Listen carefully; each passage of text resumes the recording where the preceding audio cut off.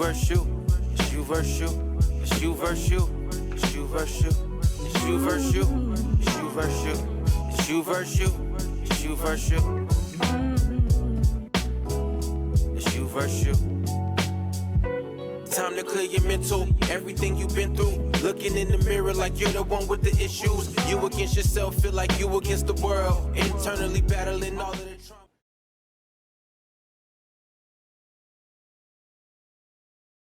Hey, what's up, everybody? I'm Saquon, and I'd like to welcome you all back to the You vs. You podcast. This is episode 12 of the You vs. You podcast. And while I'm always excited to come back to you all with a new episode today, obviously I'm particularly excited because I feel like this conversation has a lot of value add that the viewership can potentially benefit a lot from. This episode is definitely near and dear to me because this is my brother. I met this guy in the gym. Surprise, surprise. I'm back to interviewing people that I met in the gym. Okay? But I've already established that I do have a life outside of a gym. But, yeah, I met this brother in the gym. And the thing that stood out to me most initially, I think, was the optic because of the way that this brother works out. So his workouts are, I don't want to say unorthodox. They're very scientifically oriented. He focuses on balance. He focuses on explosiveness. He focuses on mobility. And this is before he even gets to weight training, right? So while I'm doing my regular workout, my eyes would always glance over to this brother to see what he was doing. And then fast forward a little bit, he and I started speaking to one another. We immediately hit it off. And then me being the inquisitive person that I am, I started asking questions about the type of workouts that he does and where that comes from. Because initially my thought process was, hey, this is a former athlete. Someone has taught him, conditioned him to train in such a way. But come to find out that, A, this is his passion. Additionally, there's a lot of education and science behind what he does. He has a minor in nutritional science.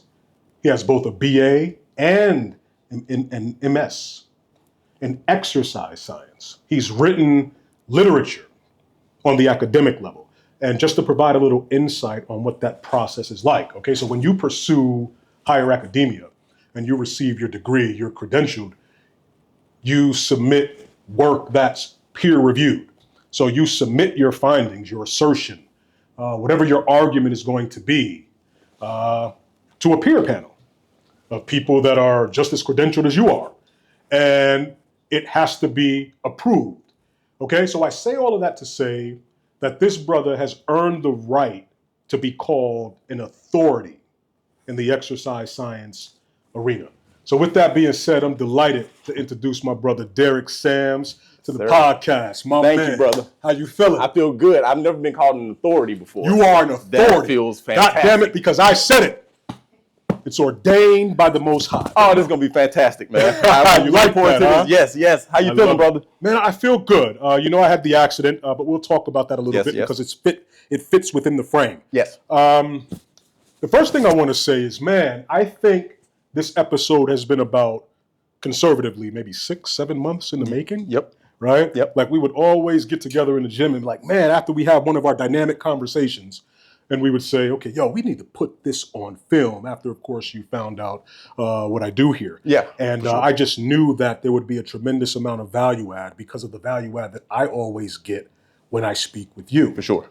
So talk to me about how you began in the exercise science arena. Started over a decade ago, maybe 12 years ago. Ended up in a little bit of trouble. You know, in youth, you do stupid things. You end up in trouble. And I was blessed enough to have an option instead of, just facing penalty time and doing time in jail. They gave me an option to actually better myself. And I had to serve a 90-day boot camp. Mind you, going into this boot camp, I had no idea about what I was going to do in the future, where I was going in life. I was active. I ran track as a kid, but that wasn't at the forefront of my thoughts in the morning. Fast forward into this 90-day boot camp program. The first 45 days, they build you down. They break you down. Second 45 days, they build you up. Not necessarily the case, but I think I got lucky in this. because there was an officer who, after we would come in from our daily chores, our daily work, we would come back in, and this officer would keep me and a couple of other inmates behind, and we would work out, right? So for that last 45 days, I had something to look forward to instead of just being an inmate in the evenings, right? Of course, with these consistent workouts, transformation of the body happens, transformation of the mind happens, because now you're motivated, you have something to look forward to. You can see this transformation of the body happen, and mentally you're ecstatic about it, right? So that 45 days was complete. I was released. I came home, and I was in a prior relationship to my marriage, of course. And my ex at the time said, "Holy crap, what have you done?" I was a completely different person when I came home, and I felt like it. So that motivated me to say, well, what else can I do? If I can manage that type of intrinsic motivation and enthusiasm to myself behind a wall, what can I do for myself and others outside of the wall?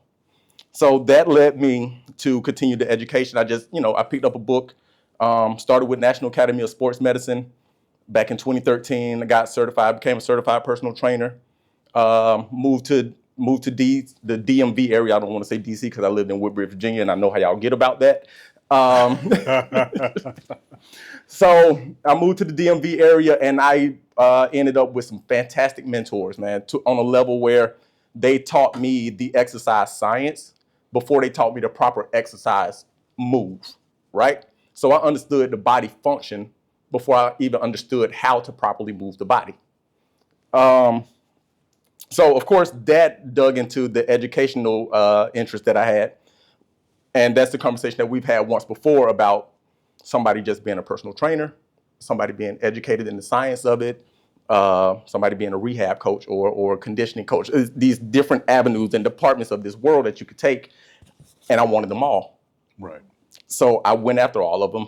Fast forward to the past couple of years, I am now academically credentialed as a master's of exercise science, and I hold that in high regard. And it's just been a blessing. It changed my life. Life was heading one way, and because I found this passion and this motivation, it's now heading in a complete 180, and it's the best thing that ever happened to me. I think that's a wonderful story. So initially you started off, you were wayward. You ended up in a situation that you had a penalty associated with. Yes. You had an officer, took an interest. Mm-hmm. You were working out. Yes. So you were building your body, you were building your mind. You come home, your ex at the time says, "Wow, what the hell have you been doing?" Yes. And that had to produce a certain level of buy-in. I had an experience like that. Okay? Dopamine, absolutely. The dopaminergic response to something like that. Yes. So this was something funny that happened to me, right? So I'm in property management. I manage apartment communities. And this was relatively recent, right? So I would go to the property that I was managing at the time in the mornings before work, and I would get my workout in, and I was really seeing results. And there was always this guy who was in the healthcare field, white gentleman, really cool resident, really cool guy that would come in the mornings, and we would work out. He would do his thing, and then I would do my thing separately. But one day he came in. His eyes were bloodshot red, right? Okay. I am no way implying that this guy was on drugs. He worked overnight. This is the truth. Could have been tired. And I'm assuming that he was tired. And he took his pre-workout. Oh. And that's why his eyes were bloodshot red. That's the story I'm sticking to. But he comes in the gym and I'm working out. I'm like 45 minutes in. I got the pump. I kid you not. He looks at me. He says, "Oh, yeah, you're looking jacked." I swear to God. I was taken aback, right? Like I felt good, but then I felt a little uncomfortable too, right? Yeah. But then I looked in the mirror, and I looked, and I did a double take. And I said, "Holy shit, I'm fucking jacked." Yeah. That's been my thing ever since. I swear. That's been my thing. Yep. I just wanted to share that. But break you down to build you up. Yeah. Right? Mm-hmm. In this mental health thing, there's a deconstruction phase that I've referenced in many episodes up until this point, where your previous identity has to be broken. It has to be deconstructed. Yep. Right? Yes. And you have to disconnect from that past all of the emotional residue and what have you, and you have to be reconstructed, Yes. right? And it seems like that's what happened to you. So first and foremost, I want to commend you for that because, you know, being one that has undergone that type of transformational work, For sure. I know what it takes. Being from the inner city, the penalty phase in your life, I can only imagine, you know, the level of seriousness that epigenetic or environmental influence had Yeah, on you. for sure. And then the strength that you had and that you showed to trust this new identity, and then the subsequent passion that you found as a result of that, Yeah. right? Yeah. And then what's beautiful about your story is you come out, you move to the DMV area, Yeah. and now you have an external component, which a lot of us really, I don't want to say take for granted, but sometimes I don't think that we understand the value, meaning the mentors. Yes. Yes. Talk about how after all of these experiences, those experiences began to continue to shape who you ultimately became. Well, I mean, it went from being a guy who's done a workout to someone who works out. My identity changed in that perspective, right? Right. Going back to reference to my mentors, first of all, Chris Gorez. I've never said thank you before. You will see this. I promise I'll get it to you. Thank you. Shout to Chris. You changed my life completely. BJ, you know exactly what you've done for me, man. The world belongs to you guys. Thank you for everything. But like I was saying, back to it, my identity, right? I became someone who works out. It became part of who I am. And with that, it brought along a different sense of an objective for me. You know, when people see me now, they know that this one positive construct is tied to me, right? So if you come to me and you just want to strike a conversation, it can be in that world because I built the identity to have people trust me in said world, right? In the sense of building that identity, I'm sorry, I got sidetracked a little bit. No, take your But time. in the sense of building that identity, that euphoria, that euphoric feeling that you get from that dopamine response, every time that you go into the gym, getting that mental neural drive boost, those extra endorphins that you may need that you may not even know that you need to get through your day, whatever that stressor may be, you balance it off with a positive endorphin, that stress of your day doesn't seem as hectic, right? So taking all of these things in became a part of who I am.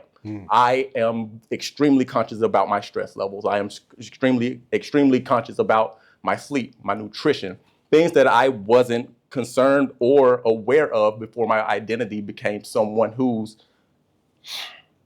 active. I'll use the word active. So building that identity built a completely different life. You know, it went from waking up in the morning to objective of getting a drink and going to hustle and going to hit the streets and pound the pavement every day to how many steps am I getting today? How many calories am I consuming today? What's my rep count for the day? What's my maximal heart rate that I want to achieve today? Completely 180 in the thought process, right? So the endorphin release that I get from that, instead of having a drink at 1 p.m. and hustling the whole day, completely different outset balance. You know, you feel it intrinsically, but externally, people can see it. People are attracted to that. They grow an affinity to it. They want to know how can they also do that as well. And to have people come to me with those type of questions on a day-to-day basis is a great feeling, right? Now, with my credentials and moving forward in my profession the way that I am, I feel a little more confident because prior to my master's degree, I was a certified trainer. So I knew an avenue that I could stay in and feel comfortable with, but I still knew there was a scope of practice that I still couldn't touch, right?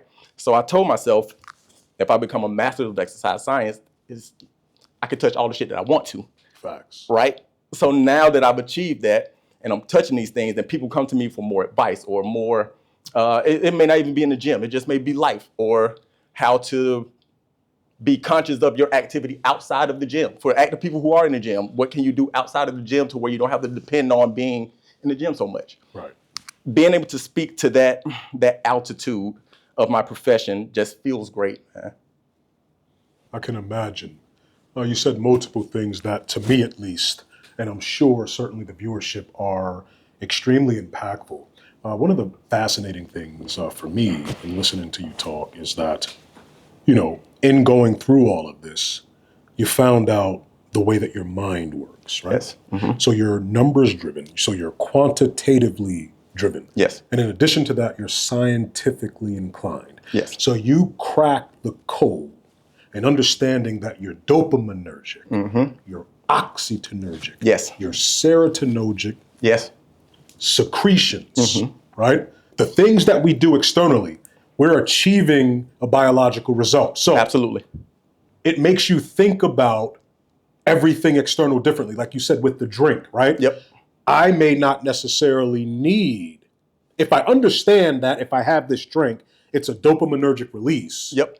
If I understand that biochemically, Yeah. then I can study what else produces that. Yes. The same way that you did. Yes. Right? And you said, okay, well, let's find a viable, productive alternative.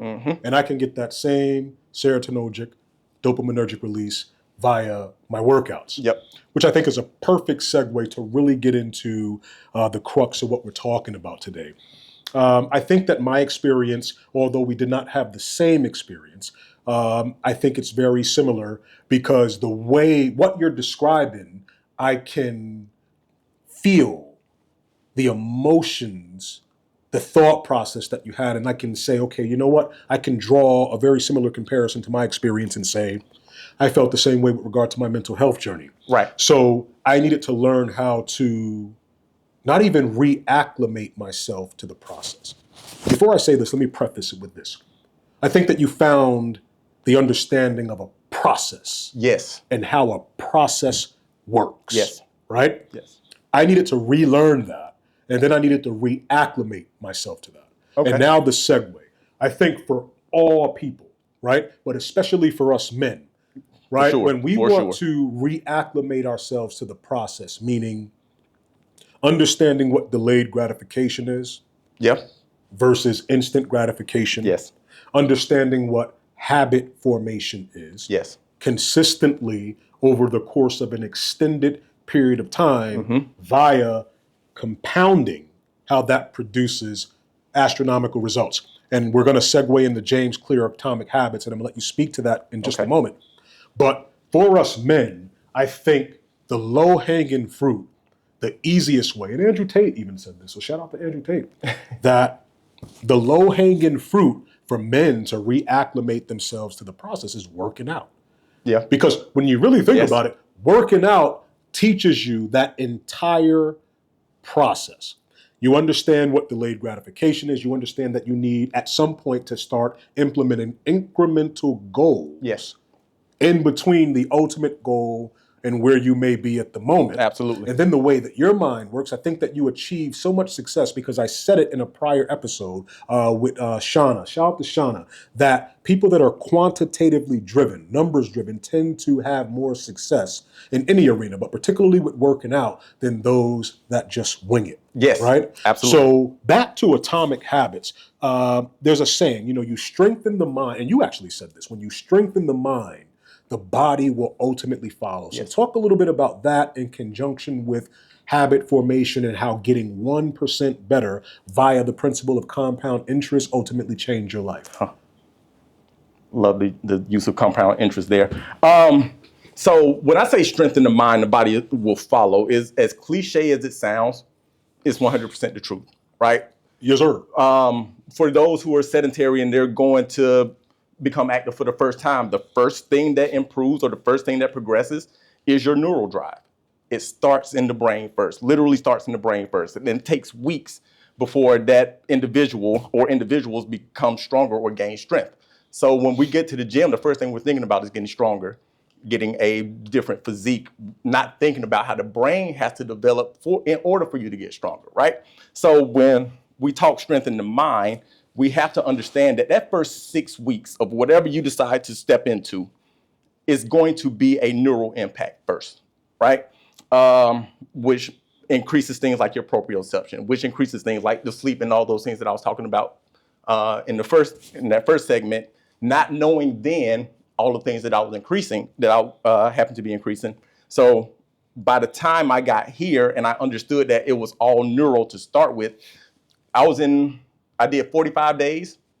That is a month and a half, 6 weeks, a little over 6 weeks, right? So that neural drive that I got behind a wall in 6 weeks, by the time I got out, I wanted to expand that neural drive. I expanded as much as neural drive as I could behind the wall. Wanted to expand it excessively after I got outside of that wall. So in the first 6 weeks of an individual is always going to be the brain response first. How much weight can I handle? How long can I handle it? Right? So as we get better in those natures, we become stronger, we become more confident. All of these neurological responses become kind of subconscious at a point, right?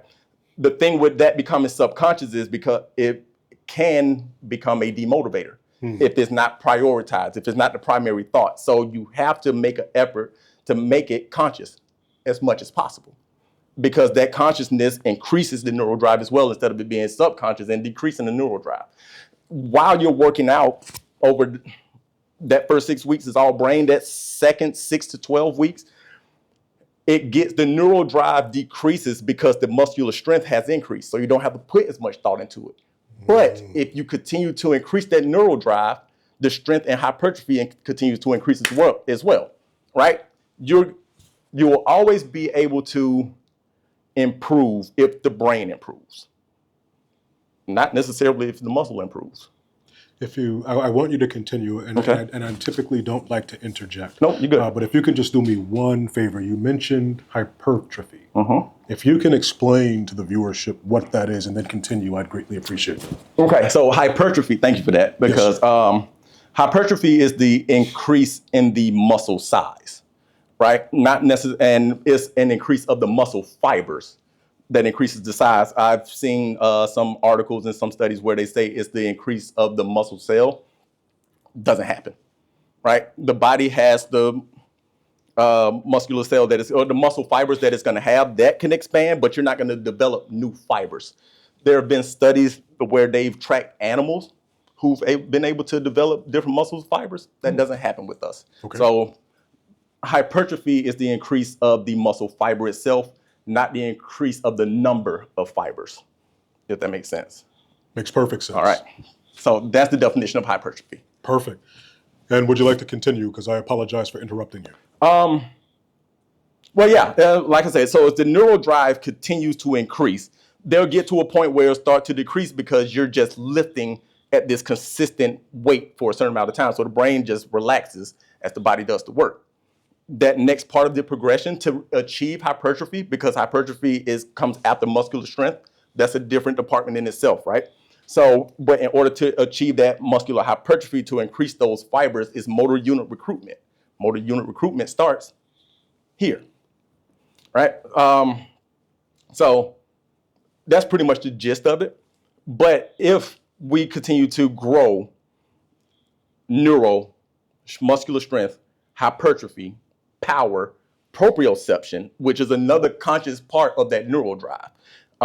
Just being spatially aware, like you said in my introduction, you see me doing, you said unorthodox. That's perfectly fine. Because it is, for the most part. There's only 2 or 3 of us in the gym at a time that train in that manner, right? So it's not the common way to go about it, but it should be. But in fairness, the argument is made that the 2 of you are in better shape than 98% of the rest of us. Arguably, right? So I just want to make that distinction. Yeah. That this is what we need to be doing. Yes, absolutely. The mobility, flexibility, balance, proprioception, stability. Stability and mobility are two completely different things. I've heard them be used in the same way before. But They're two completely different things. But all of these, I use all of these words because all of these fit under this umbrella of health and fitness. And when we talk about health and fitness, we just get in and say, what exercise can I do? And it's so much more. It's what can I work on in these areas to become better, right? And the exercises fall underneath those categories of what can I do in the gym to make myself better, right? So when we talk, let's go back a little bit to mind-body connection. So for me in my mental health journey, I feel like I experienced the same thing. My mind was weak in a lot of ways. So I had this inner monologue, my inner voice, right? And it would speak negatively. yes, And like I said, the low-hanging fruit, one of the easiest ways that a man or anyone arguably can reacclimate themselves to that process for optimum success is going to be working out, Yes. right? So I noticed that as I began my journey in embracing concepts like we mentioned before, delayed gratification, Yes. focusing, compound interest, etc., I noticed that my mind for a while wasn't on my team. okay, Right? It was always the shit that was being said in here. But the body took over. And I think that's what you were describing a moment ago. Yes, Although yes. I'm explaining it in a different, more esoteric way. subconscious and consciousness of it. Subconscious and conscious. Yes. So the body took over. And then you said a moment ago, there comes a point where you have to make this conscious. Yes. And I think for me, it started to become conscious when I started to look in the mirror and I started to see the results. Again, I'm fucking jacked, right? And that's important, right? Yeah, for your, forget ego, but aesthetic reasons, all of that, forget that. We're talking about fortifying a mindset Yes. that's going to help you shape an uncompromising identity, right? So Yes. when I began to see that, it began to turn the volume down on that negative inner monologue. Yes. And began to turn the volume up on thoughts that were produced from elevated emotions. Like, you know what? You are a fucking rock star. You can do this. Self-esteem. You're going to go crush the gym. Self-efficacy. You are handsome. Absolutely. You can talk. You understand what I'm saying? Yes, sir. Right. And that opens up an entirely different world, right? An entirely different person. An entirely different person Absolutely. completely. And then the beauty about it, and now I want to tie in James Clear's Atomic Habits, because you realize, or at least I realized, that it was 1% better every day. It seems like I woke up. Okay, so when I become conscious, it seems like that's an overnight thing. But consciously, you can also draw back and be like, well, no, I've been doing this month over month for an extended period of time. Yes. In James Clear's book, he talks about the stone cutter. Okay. Stone cutter. The guy walks up to the stone. He has his sledgehammer. He has the apparatus that he hits with the sledgehammer in order to break the big stone in two. Okay. He hits it 99 times, and seemingly nothing happens. But on the 100th hit, the stone cracks open. So the question posed then is, was it the 100th hit, or was it the 100th hit in conjunction with the 99 that preceded it? Okay. Yep. And that introduces you to that process. Yes. And then you see the identity formation within that process. Like, everything changed about the way that I worked out. Like, because in that book, he also talks about identity formation. Yep. I wanted to be known as a guy that worked out. Yep. So I used to go to the gym and wear crappy clothes, didn't give a damn about how I looked, right? So I took the mindset and I said, well, you know what? I want to take the same approach as when I go to work. If I go to work and I'm dressed to the nines and I look good, and that actually has an impact on my day and how productive I am, Yes, it does. maybe the same thing will happen if I go to the gym. Maybe if I got this fly-ass outfit I want to wear, maybe I'll actually be excited to go to the gym. Because I have to frame in many different ways when you're talking about getting up at 5 o'clock in the morning consistently every day to go train. So what are your thoughts on all that in addition to James Clear's Atomic Habits? Well, I'm very interested at that 99 wax at the stone philosophy. But real quick, I do want to say looking good in the gym is exactly why fitness clothes cost just as much as the tuxedo nowadays. They play off the psychological effect of that. Right? They know we feel good when we look the best. So they're going to milk us for every dime that they can get. Absolutely. Right? We even see people that aren't active on a daily basis still in fitness wear, just to go to the grocery store, things of that nature. Getting back to the philosophy of the stone, I actually like that, because if we spend time, and I would like to believe that it's the 100 hit on compound on top of those first 99. Right.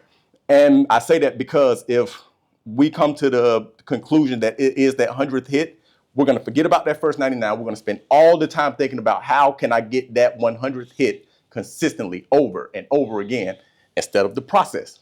We've thrown the process in the trash, right? So I find that to be very easily coordinated or easily correlated with the fitness world, right? If you go in and you had that jack feeling one time when that dude gave you that compliment, and you went in to do your workout and you look for that compliment every single time and you never got it again. Right. To hell with the 99 attempts that you've gotten, and you got it on that 100th one. You will feel like you failed 99 times. Absolutely. Instead of getting what you needed on that compound interest those first 99 times, and then on that 100th one, somebody just so happened to come along and give you that compliment again, right? So that philosophy, I applaud it. I think it's a very profound philosophy, and it can be tied into this world of health and fitness, especially as men. And like you said, the instant gratification. If we're just thinking about that 100, we're going to go for the instant gratification of just getting that one hit, instead of the delayed gratification of working hard through those first 99 and actually appreciating that 100th hit. Got it. Now, you mentioned hypertrophy. Yes. And then you defined that excellently. Appreciate it. But also in your monologue, and now is a perfect segue, and I purposely didn't say anything because I wanted to wait to hear. You also mentioned proprioception. Yes. And by definition, proprioception is your body's awareness of its positioning in space. Yes. And I think it's important to spend some significant amount of time there. I agree. Because when we talk about that, there are a lot of dangers and potential risks associated with that, right? Mm-hmm. Like, take me, for instance, like proprioception, my body's awareness of its positioning in space. So December 4th, I was in a horrific head-on collision accident. And some people were severely injured. One person broke their pelvis, 2 people broke their legs. Wow. By the grace of the Most High, I was able to walk away from it, sustaining what I thought were minor injuries. Mm-hmm. So 2 days later, I felt good, right? And I'm going back to the gym. I'm resuming my lifestyle because I'm incredibly pig-headed and arrogant. Per man. Yep. So there's an injury there, unbeknownst to me, that with proprioception, I'm now compensating for. So I'm walking differently, right? Slightly. We're talking about maybe a 1 degree variance. All it takes. But now I start working out that way. So now I'm leaning a little bit more to my left, as opposed to being centered. Yes. Right? When I go to dance, I'm doing the very same thing. And are you still salsaing on this hip, man? No, I haven't. That's my point. I haven't done it in about a month. Okay. Because my body got to the point to where I reached the stress point, and the hip literally said, yo, you can't take no more of this. Yeah. So talk to us about proprioception and the body's awareness of its positioning in space. So when we talk about proprioception, and we should spend a little bit of time on this, because I want to start with saying, especially from a male's perspective, we spend a lot of time moving in a linear or just the forward direction. Seldomly do we move backwards. Seldomly do we move laterally, which are all vital. We're 3D human beings. Why don't we move in a 3D manner, or 4D manner for that matter, right? Because we have a transverse plane that we also have to work through as well. All of these shifts of the body challenges the equilibrium, right? So if the equilibrium is stagnant and it's only used to slightly moving through gravity one direction, when you tell your brain, okay, let's move in another direction, that equilibrium is saying, wait, how? And we shouldn't limit ourselves to that. So with proprioception and being aware of your spatial surroundings, or being aware of your space around you, you should be able to move blindlessly, safely through space, forward, backwards, laterally. As simple as that sounds, when we talk about applying that to exercise and fitness, we're talking about balance as well. We're talking about coordination. Again, we're talking about stability. We're talking about mobility because we have to move in a stable manner with the equilibrium consciously aligned to the movement that we're making, right? So it can process that we're moving laterally to the left, but still looking forward, not get dizzy and fall over. Things like vertigo happen because of, I'm not gonna call it lack of proprioception, it's a little more profound than that, but the balance. If we're laying straight back, that equilibrium is off, and it causes that dyskinesia. That's the imbalance of a lack of proprioception. I'll call it that. Dyskinesia, right? So as a human being, again, you go back to my unorthodox workouts, you see me doing lateral side lunges. You see me doing walking reverse lunges. You see me backpedaling the turn into a forward sprint. All of those things are not for my muscular body, it's for my brain. I do those fast turns because I want my equilibrium to be thrown off for a split second and regain the balance and structure to make my body move efficiently through these spaces in these violent and ballistic times, right? Because most of the time, injuries happen in a ballistic state. All right, we're moving. When we say ballistic, what do we mean? Moving with power uncontrollably. We can move with power, but most of the time, if we're thinking about power, we're thinking about it being controlled. If basketball players move ballistically, if they're going up for that rebound, they're not thinking about how they're landing in the game. Maybe in practice because they're training to do so. But in the game, it's ballistic, right?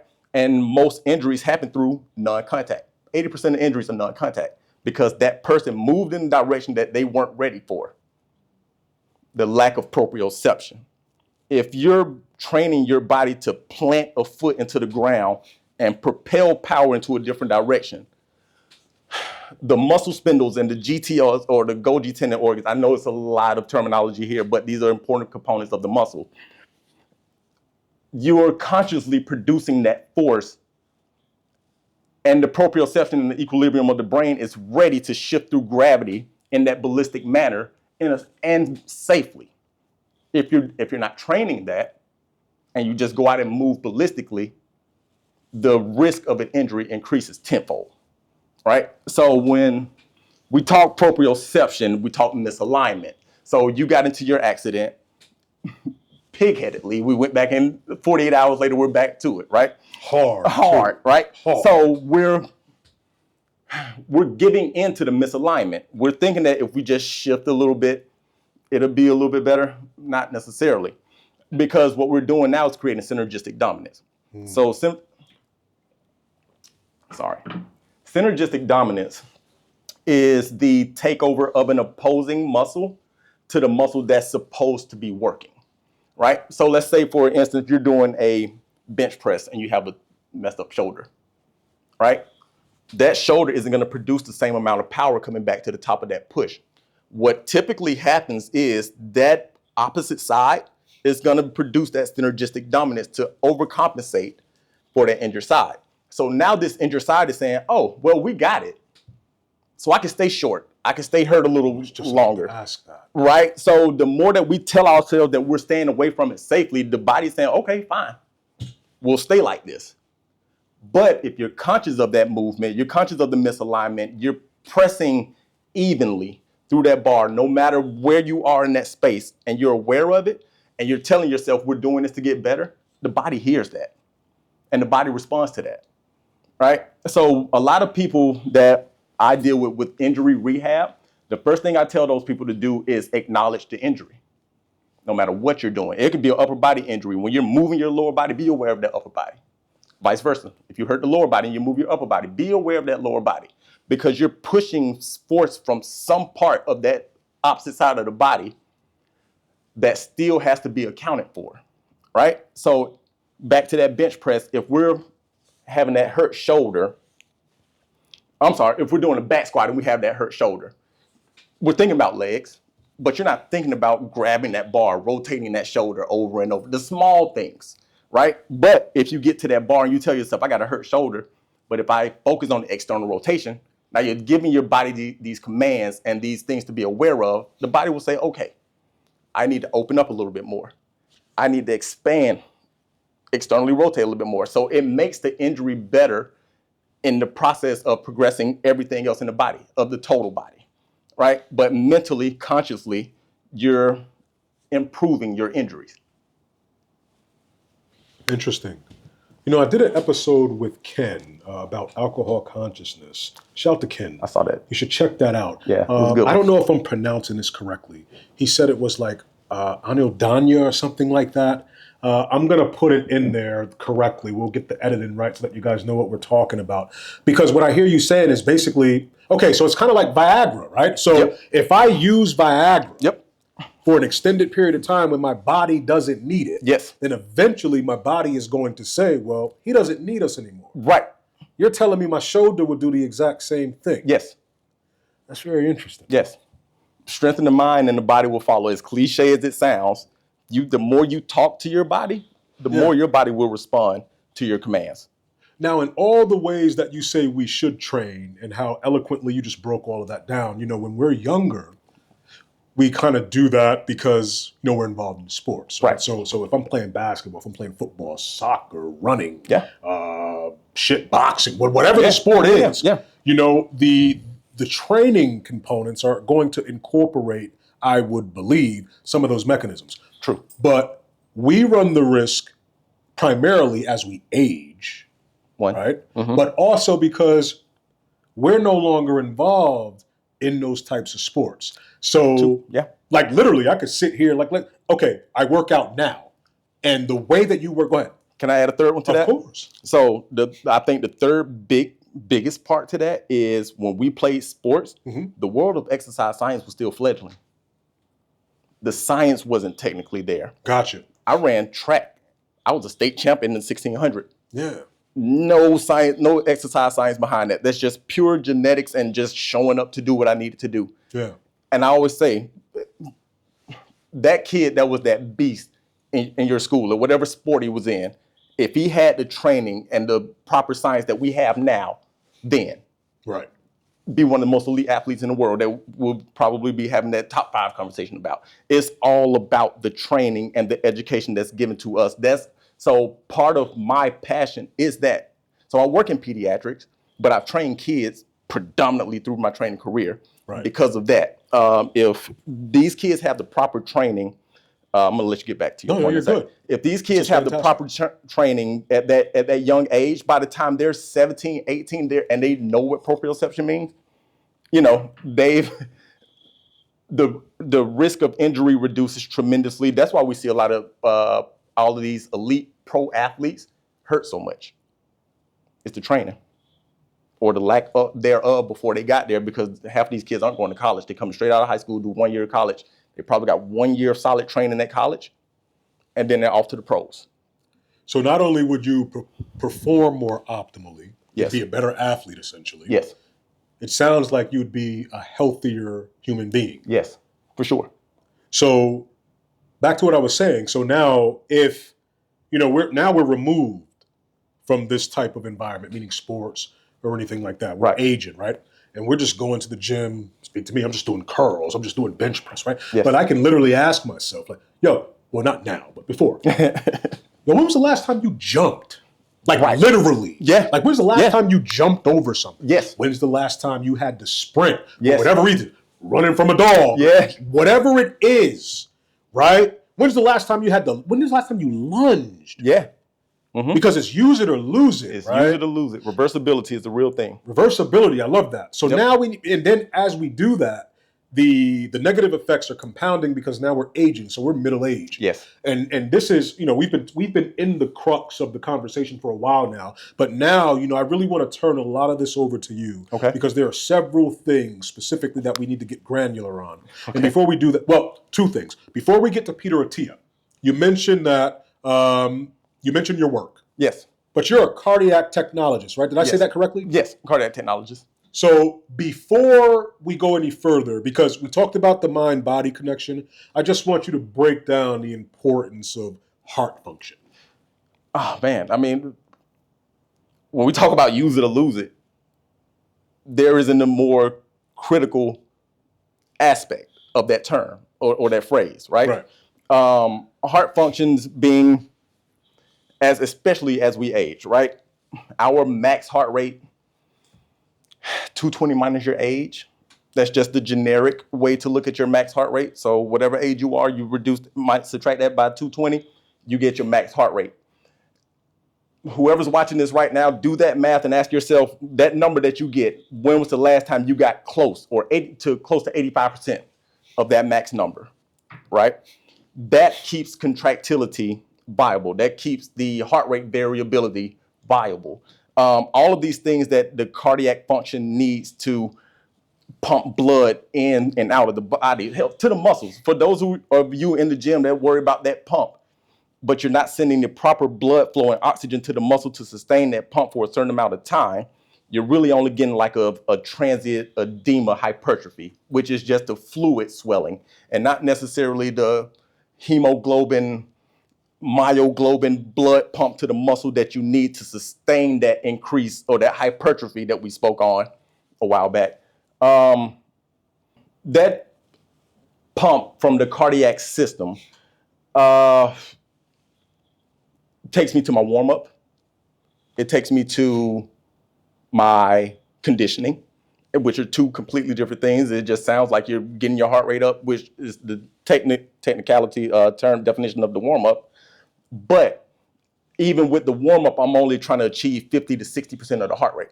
Mm-hmm. Once I hit things like my speed and conditioning and agility, if I get to 85% of the heart rate, that's intentional. But that heart rate range is everywhere that we need to be conscious of again, right? Because regardless of what you're trying to do, whether you're an athlete, whether you're trying to lose body fat, there's an appropriate heart rate range for that goal. I stay in the zone 4, zone 5, which are typically your highest heart rates, right? But I don't have a lot of body fat to lose. I'm focusing on power. I'm being explosive, so I'm Such pushing. a fucking show off. I got a lot of body fat to lose, damn it. That's why I'm here, Quan. That's why I'm here. But he looks great. He's incredible. I try, man. How old do you think I am? Fuck. 38. Did I tell you that? No. I'm good at shit like this. You nailed it. I'm good at shit like this. I promise. It's like I have like a direct connection to the Most High. He literally talks to me on the fly. Right, don't lose. You ask me questions like that, bam. That's a great connection. There. I'll tell you what numbers to play later. Give him my number. I need that conversation with him. But I don't want to mess you up. So you say you stay in zone. I stay in zone 4 and zone 5, but that's intentional because of the way that I perform. And I also believe that as we age, which I'm pretty sure we're going to get into that conversation, muscular strength and muscular power are way more important than muscle mass, right?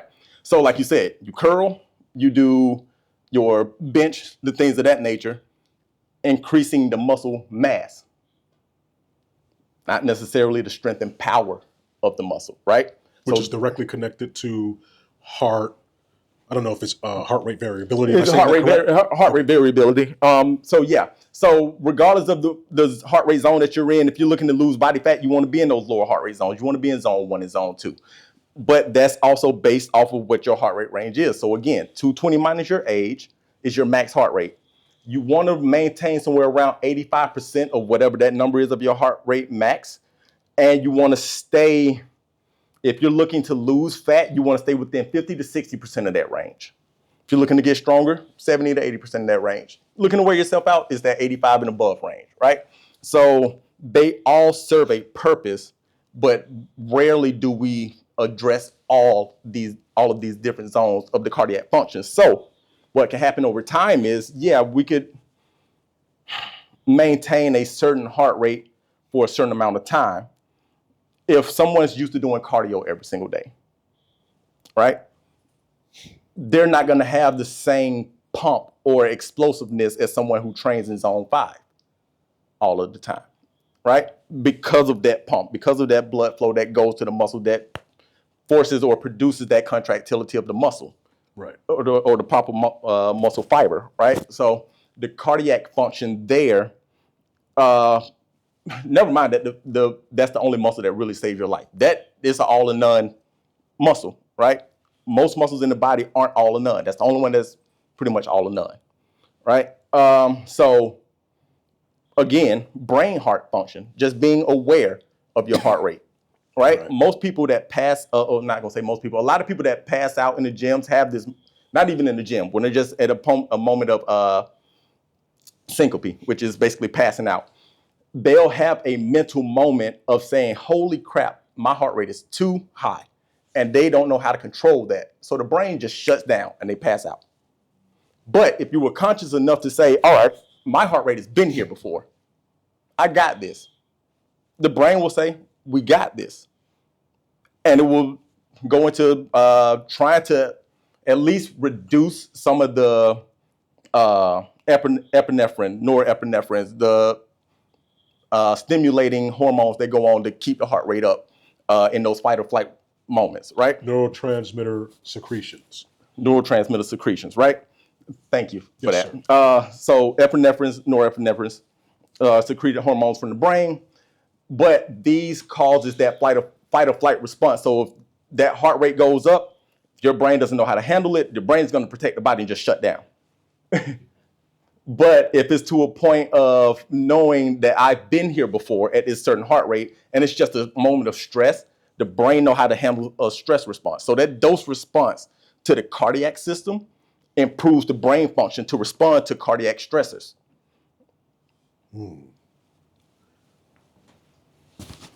You're certainly an authority in this arena. No, seriously. I appreciate it. Now, for a brain as simple as mine, it sounds like what you're saying is, I can go to the gym and do normal conventional workouts. Yes. I can eat healthy.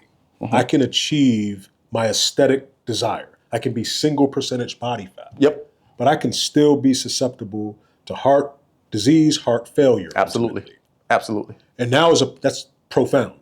And that's a perfect segue to now to Peter Attia in his book Outlive, because the zone 5s, the zone 4s that you're talking about, and I'd like for you to expound upon this. Okay. I believe is called VO2 training, right? Is that correct? Well, in order to get an appropriate VO2 training, I think we look for 85% of that heart rate max, whatever that heart rate may be. That's one of the criteria of an appropriate VO2 test. But the VO2 max component of it comes with a level of time or duration under the stress load. If you're at zone 4, zone 5, you're only there for a certain amount of time. It's going to be super short-lived, right? Gotcha. You're not going to get your appropriate VO2 max from that. Now, if you're at zone 2, zone 3, yeah. Perfect. And then for the viewership, if you don't mind, let's break down the zone 1s to 5. Okay, so which one is a light walk? Which one is a brisk walk where you can have a conversation? Yes. Which are all out, please. So zone 1 is, like Juan said, is your heart rate function from the time you wake up to the time you walk to the refrigerator in the morning is the lowest, not the lowest, but it's that the BPM where you really don't even think about heart function. It's probably in a sedentary state. Zone 2, you're a little more active. You probably are out consciously on a brisk walk, right? You get the exercise up a little bit. Zone 3, you're probably on a jog on that walk. Zone 4, zone 5 is that hard sprint, right? Gotcha. So if you look at it from a time perspective, zone 4, zone 5, you're only going to live there for maybe 60 to 90 seconds, depending on the level of exertion, cardiac function. All of these things play intention, right? It could be 10 seconds. Great word. It could be 10 seconds of just all out ATP release. That's only going to last 10 seconds, right? But if you're looking to complete a 200-meter sprint, which takes about 19, 20 seconds for the elite athlete, 40 for me, you're somewhere in that zone 3-ish, because you're still putting out a certain amount of exertion, but you still have to be conscious that it's not a 10-second sprint and blow everything out, right? So you still have to breathe a little bit. So once you get down to a lower level of zone 3 to 2, your oxygen utilization is a little more efficient, right? Because the heart can pump, send oxygenated blood to the muscles, send deoxygenated blood back to the heart and lungs, and it can continue this function over and over again to the point of maintaining a sub 85% cardiac function, right? So your body and your heart can sustain this a lot longer in comparison to a 100-meter sprint where it's all, I'm using terms hemoglobin and myoglobin. I will explain what those are. Where a 10-second sprint is predominantly myoglobin. It's the blood that's already in the muscle. It's not the blood that's being pumped to the muscle. Gotcha. Right? But if you're doing something like a 400-meter sprint, a mile run, it's all about the cardiac function of the heart pumping oxygenated blood to those muscles, taking deoxygenated blood from those muscles, sending it to the heart and lungs to reproduce this system all over again. So it takes time under that cardiac function to produce that. In zone 4, zone 5, you don't necessarily need it because this is basically using the blood and the O2 that's already in the muscle. Gotcha. That's amazing. Now, the mental health component, right? Yes. Comparison is the thief of all joy. Right? Yes, it is. Focus on your own journey, not focus on somebody else's journey. So what I mean by that is, talk to me a little bit about, if you would please, the subjectivity Okay. or the relativity, right? Because the way that you train, see, my zone 4 might be your zone 2. Okay. Right? Like, is that an impact, right? Like your heart could be trained or more healthier, right? Absolutely. So like your level of exertion, or excuse me, my level of exertion, high, full-on out exertion, may be like 50 or 60% for you, right? So is there a component of that? And is that something that we should be mindful of? There are multiple components to that, to a point to where you really can't even nail it down. Okay. Right? So the age difference, the body mass difference, the training history difference, all of these things are major components, but you can't nail down to exactly which one of those it could necessarily be. Okay. Right? And then, okay, so now for a middle-aged man and or women, because we love our women, that works out 4 times a week. Yeah. This type of training, how much of it should we engage in? Okay. And for what duration of time? For aging individuals, I'm going to use the word dynapenia. That's another term I'll come back to. It's super important, super, super important. It basically drives the way that I train, and I'm obsessed with the way that I train because I can't think of anything to avoid more than dynapenia. Okay. Which is, that decrease in muscular strength and power as we age. It's a given, right? It's inevitable, but we can do as much as possible to slow it down. Gotcha. Right? So what happens over a course of aging, right? We have a certain amount of muscle mass given, ladies, and a certain amount of a muscle type given, right? So along with that mass, we produce, humans have type 1 and type 2 muscle fibers in the body.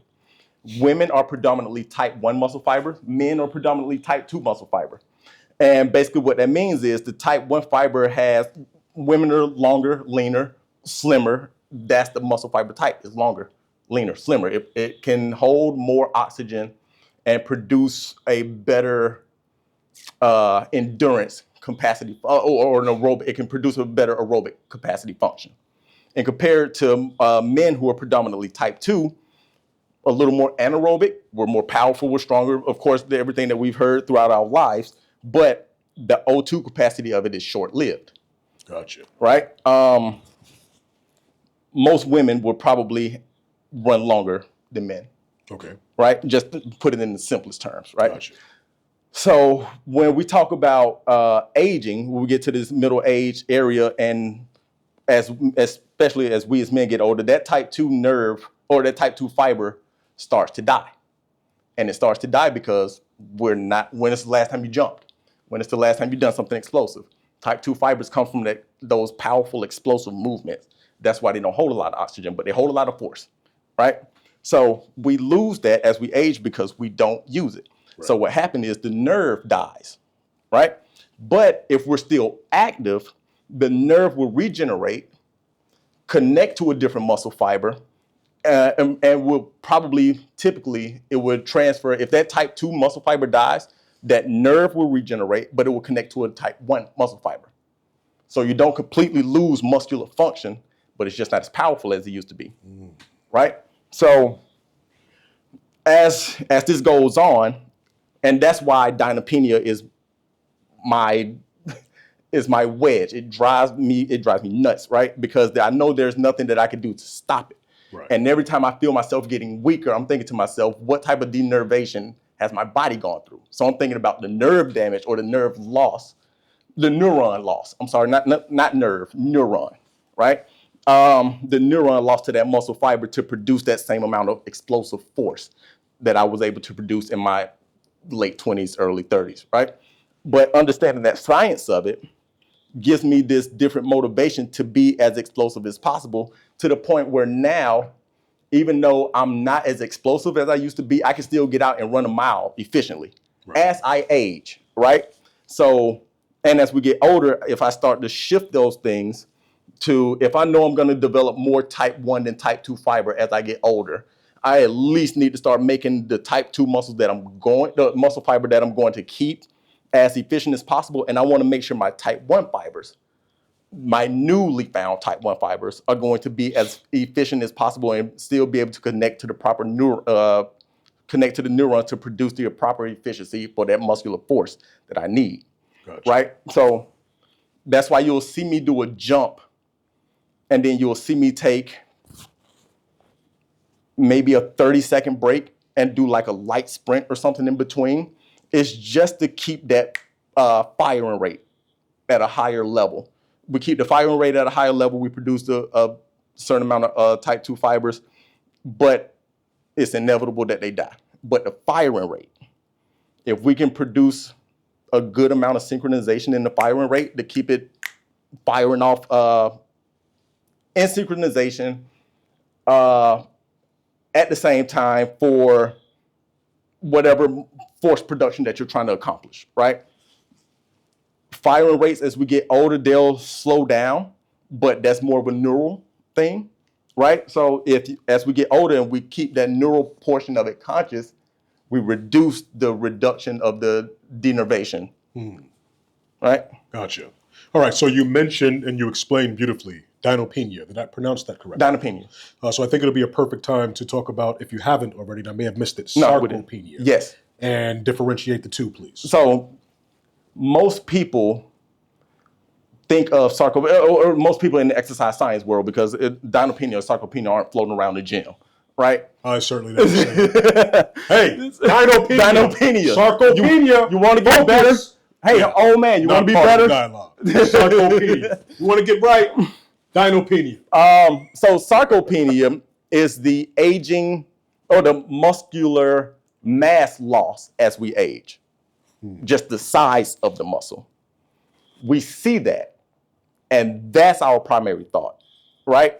But muscle mass will only reduce, well, not only reduce, muscle mass will reduce once we've lost strength and power, because those fibers are starting to change, right? Right. So by the time we've got the sarcopenia and we're thinking about getting back or trying to rebuild, we've lost so much strength and power already that you're under the water, right? If you're already losing muscle mass, the strength and power is gone for the most part, or tremendously reduced. But if we consciously think, okay, dynapenia is what I need to address, and we stay after the muscular strength and power component of it, really don't have to worry about sarcopenia. The functionality, you're at it daily, right? So the muscle mass reduction slows down tremendously because we're fighting against dynapenia, improving the muscular strength and power. Why, as we age, does it progressively become more difficult to heal? And is that what you were explaining? Kind of.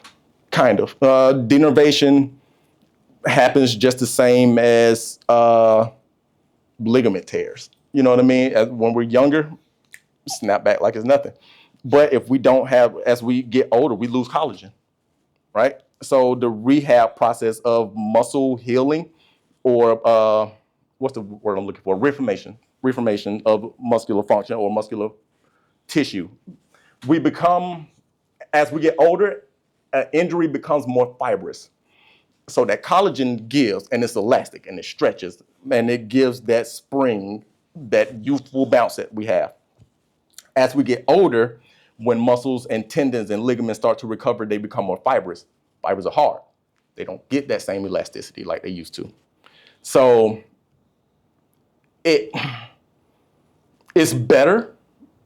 It's not the same amount of an alarm reaction as what we had is when the injury first started, but it doesn't go back to feeling like day one as when we sprain an ankle at 20 years old, right? It lingers around. It becomes a little more chronic. Injuries are more chronic in our older age than they are acute at our younger age, right? If we get injured at a younger age, it's something that we probably did right there on the spot, and it won't take long for that whatever to recover. As we get older, that the injuries that we tend to have are from something chronic. We've been doing something over a course of time that brought on that injury. So that recovery process is going to be just as chronic as what it takes to develop that injury. Gotcha. So based on your expertise, which is vast, and I appreciate your time today. And this has been an incredibly insightful and delightful conversation. I appreciate it. Everyone here, as well as the viewership, will glean a lot of insight from it. Supplementation. Yep. So as we age, men and women, maybe 1, 2, maybe 3 simple suggestions with regard to supplements that should be in our arsenal if we're serious about health and wellness. Sorry if I put you on the spot. No, not at all. Because I have this bittersweet relationship with supplements, right? If we're looking at micronutrients, the stuff that we don't get on a day-to-day basis, we get our macronutrients, we get our carbs, proteins, the fats, the things that they tell us to go for. They don't tell us to go for vitamin A, vitamin E, vitamin D, vitamin K, C, B. And for the most part, it's not essential. We don't get this just from whatever meal that we're going to pick up. We're completely stripped of nutrients in our nutrition, especially here in America. So if I am to be an advocate for supplements, it's for things of that nature. It's for things like calcium, iron, magnesium, the vitamins A through K, your C's. So your water soluble vitamins and your fat soluble vitamins, right? They're both important. You probably only think of vitamin C when you get sick, but you need it on a day-to-day basis, right? The vitamin B, 6 and 12, that's your energy production, right? All of these things, once we look at them from these perspectives and understand what they do for the body, the fat soluble vitamins that we're supposed to get from our vegetables, right? It helps with the fluidity of vascular arterial function, right?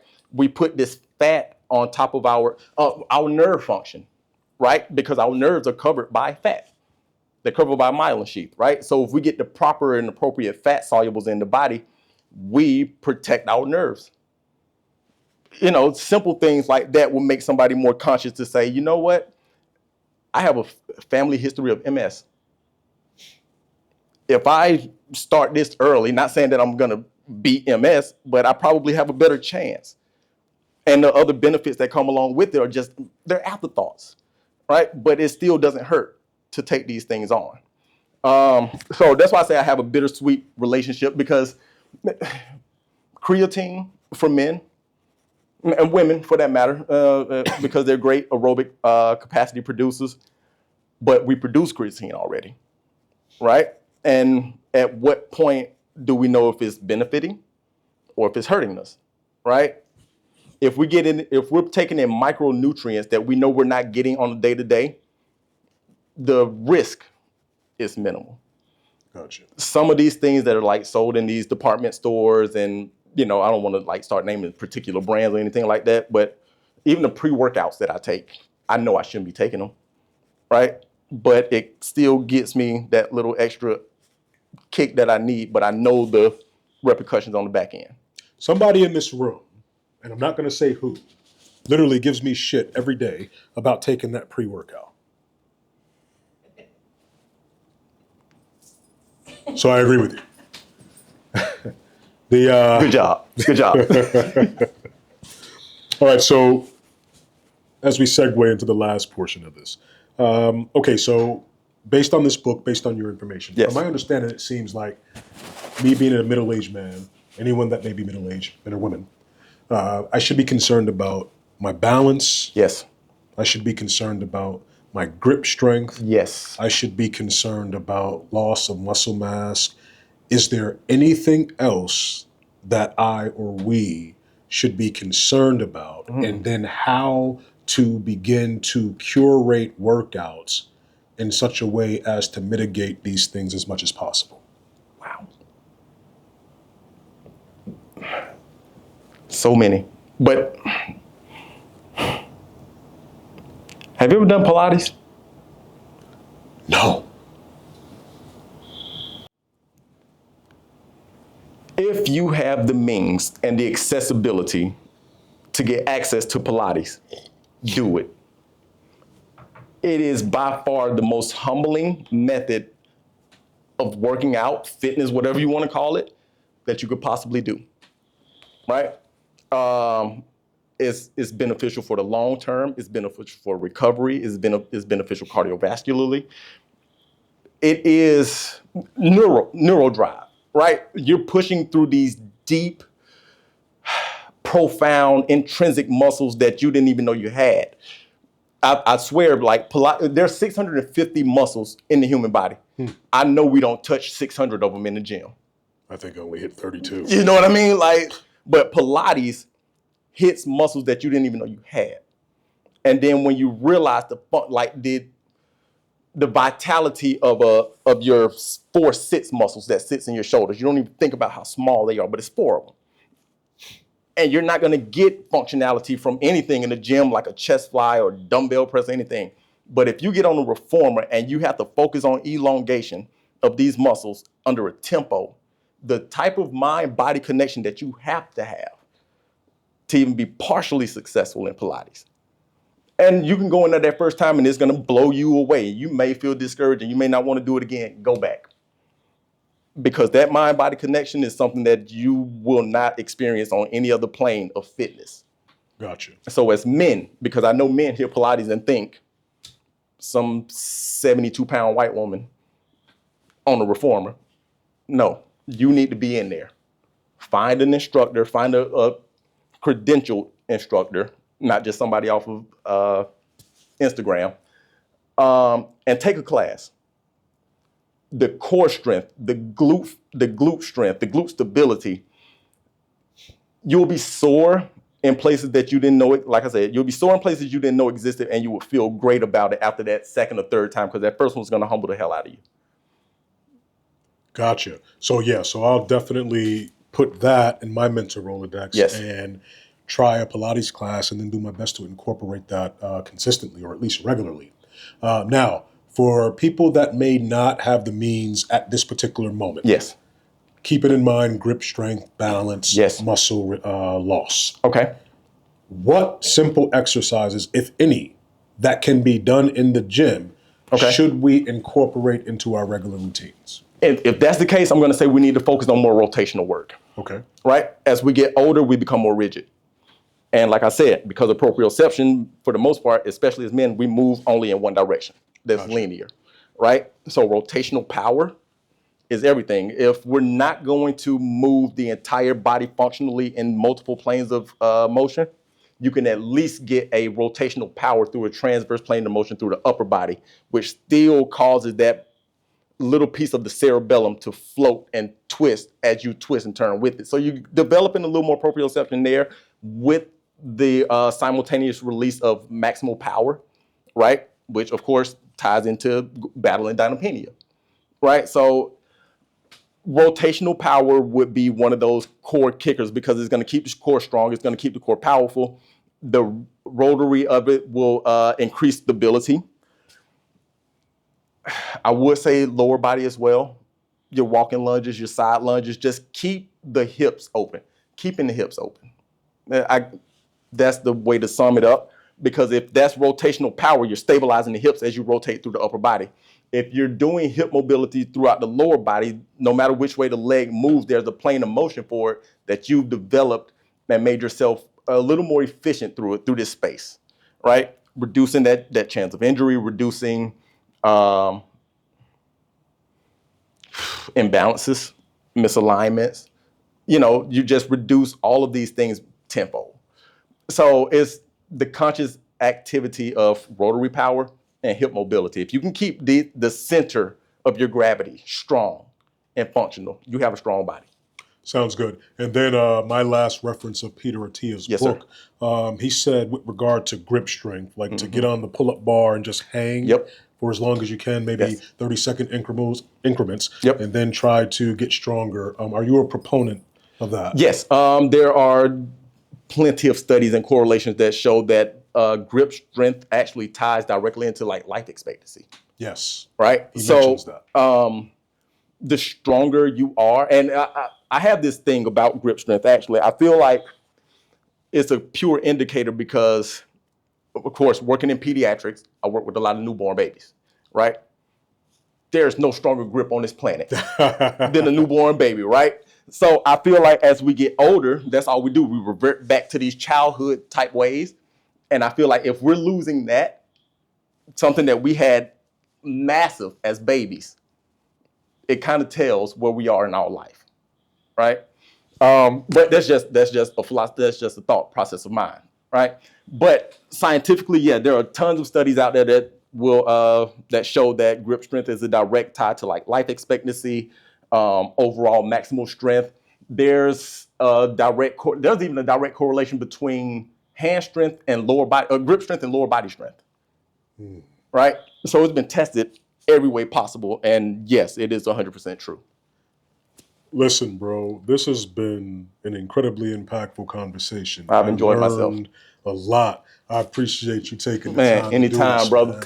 Anytime. My guy. Yes, sir. Is there anything going on that you'd like to share with the people that you want to shout out? Where can we reach you? Information, insight?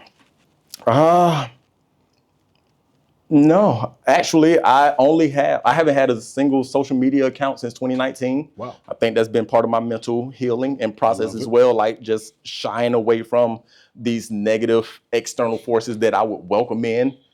I got rid of them. Right? Just one less problem in the world. But dsamsfitness@gmail.com is my email. If you have any questions, concerns, if you want to just have a conversation about health and fitness, cardiovascular function, athletic training, rehabilitation, which we got to get into. Yes. dsamsfitness@gmail.com is my email address. You can find, I'm on LinkedIn. I don't know if anybody's ever shouted out their LinkedIn on a pod before. But just my name, Derek Sams. And that's pretty much it. Well, I think that's amazing, brother, and I commend you for your social media hiatus. Yeah. I love the fact that I love the journey that you've described with us today. It is my heartfelt, sincere wish that you reconsider that at some point, because as what we did today, when you see it, I think you'll realize that you have a wealth of information that people need. And again, this has been incredibly delightful, and I appreciate your time, man. I'll consider that, because I actually told myself that once I graduated with my master's, I would consider jumping back on the social media. Listen, if you found value here, and it's my sincere hope that you did, then please comment, like, subscribe. You know the drill. Follow the You vs. You podcast, YouTube, Facebook, Instagram, TikTok. Keep checking me out, and we'll keep busting this thing down. Now my mind's clear. It's you versus you. It's you versus you. It's you versus you. It's you versus you.